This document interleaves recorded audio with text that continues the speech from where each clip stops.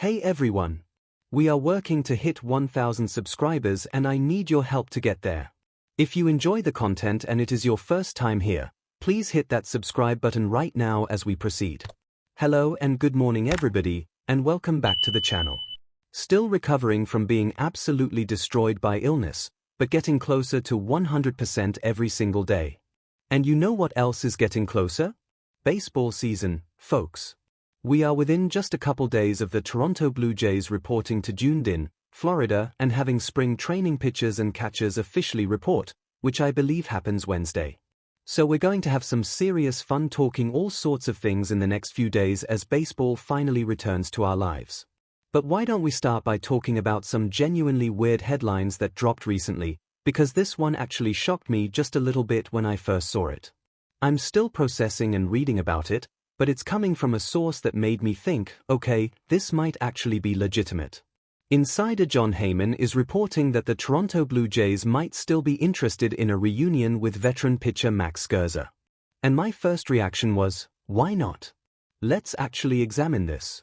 If you look at what Max Scherzer did this past year for $12 million, I genuinely don't think he's getting $12 million again on the open market.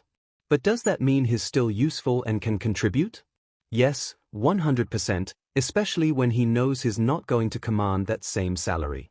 So let's look at the actual numbers.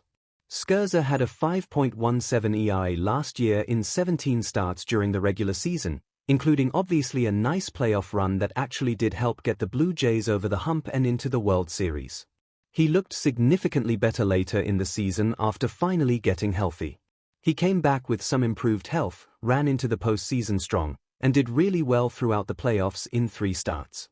A little bit up and down at certain points during those postseason appearances, but at the end of the day he was the veteran presence the team desperately needed out on the mound in crucial situations. So that being said, why not bring somebody like him back for another run?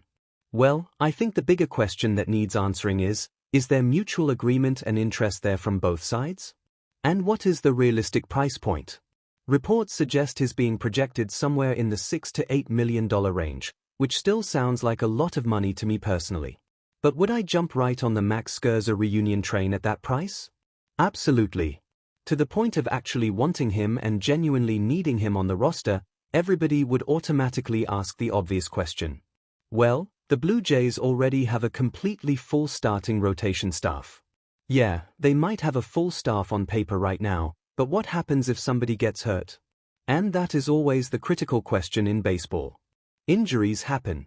And right now, if they have Max Scherzer kind of lying on the sidelines ready to step in when needed, or he's the one that does make the rotation and moves in and out strategically, great, fine. So be it. I think his veteran leadership presence is also worth its weight in absolute gold. And I think we saw clear evidence of that last year with him just lighting a fire under certain guys who needed it. He was constantly in the dugout all the time, even when he was hurt and couldn't pitch. So there's genuine value there beyond just innings pitched. Is it worth the kind of money we're talking about here right now to get back to the World Series and beat whoever stands in the way? Yeah, absolutely, take my money. I don't even care about the cost at this point. So on that note, I think it's potentially a great move if they can find some kind of mutually beneficial one-year deal again and just run it back, make it simple, keep the veteran presence. Now, let's shift gears and talk about the World Baseball Classic because there are Blue Jays players absolutely all over this tournament representing different countries and playing all over the place. Some names you've definitely heard of, some names you probably haven't. Let's talk about the ones you absolutely do know first. First things first, Ernie Clement will be playing for Team USA, which is pretty cool for the utility man. We are getting Andrés Giménez representing Venezuela. Vladimir Guerrero Jr. obviously is going to be playing for the powerhouse Dominican Republic team. We are also going to have starting catcher Alejandro Kirk playing for Team Mexico. Leo Jimenez will be suiting up for Panama. Kazuma Okamoto, the big off-season acquisition, will be playing for baseball powerhouse Japan. Yoriel Rodriguez will be representing Cuba. And then we've got a couple others as we fall into the minor league guys and prospects. Adam Macko, who is probably going to make some kind of major league debut this year because he's just been so consistently good in the minors, is going to be playing for Team Canada. We're going to have Israel Magway playing for Nicaragua down in single A. J. Schreck, who is another Blue Jays pitching prospect that I've been very excited to see more of, is going to be playing for Team Israel along with CJ Stubbs also representing Israel. So the Blue Jays organization is literally blanketing rosters all over different countries in this tournament. And the Toronto Blue Jays continue to have strong international representation, which is great.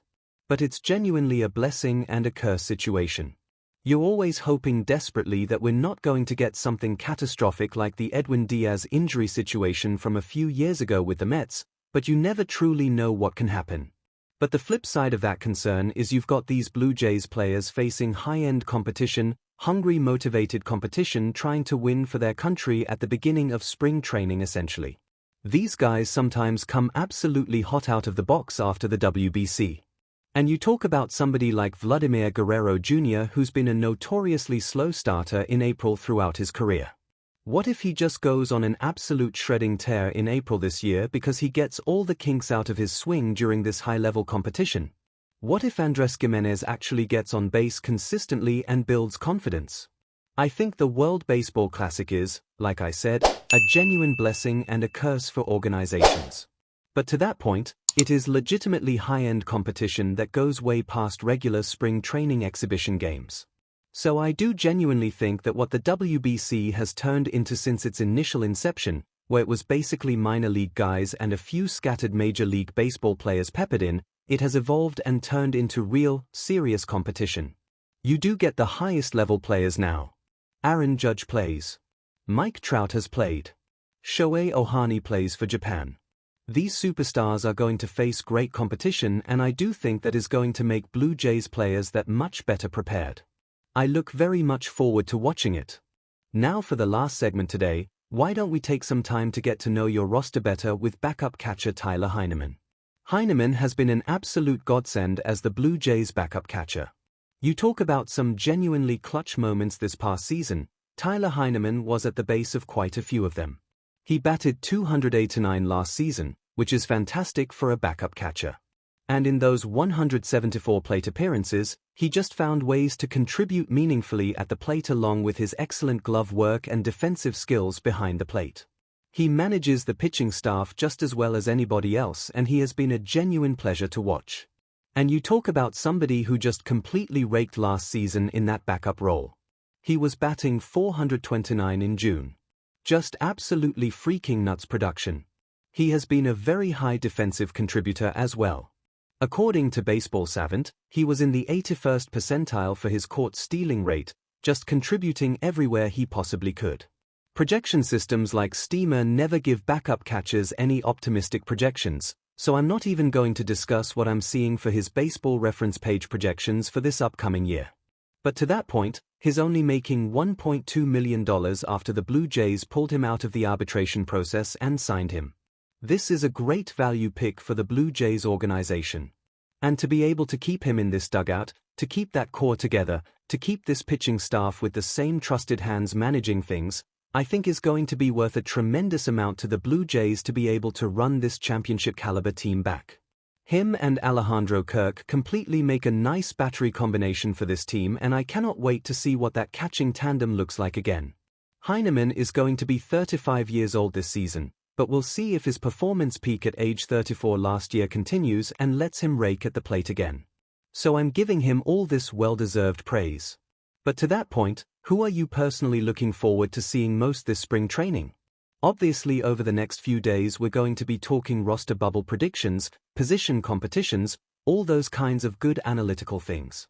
And make sure you check out the Jaybird Watching podcast this week as we dive deep into all things spring training. So here's what I need from you right now. Drop a comment below telling me if you want Max Scherzer back on a cheap deal. Who are you most excited to watch in the World Baseball Classic representing the Blue Jays? Are you pumped for Tyler Heineman to have another great year? Smash that like button if you're as hyped as I am for spring training to finally start. And subscribe with notifications turned on because we're covering every single development as pitchers and catchers report. Baseball is back, folks, and we're here for all of it. Let's go Blue Jays!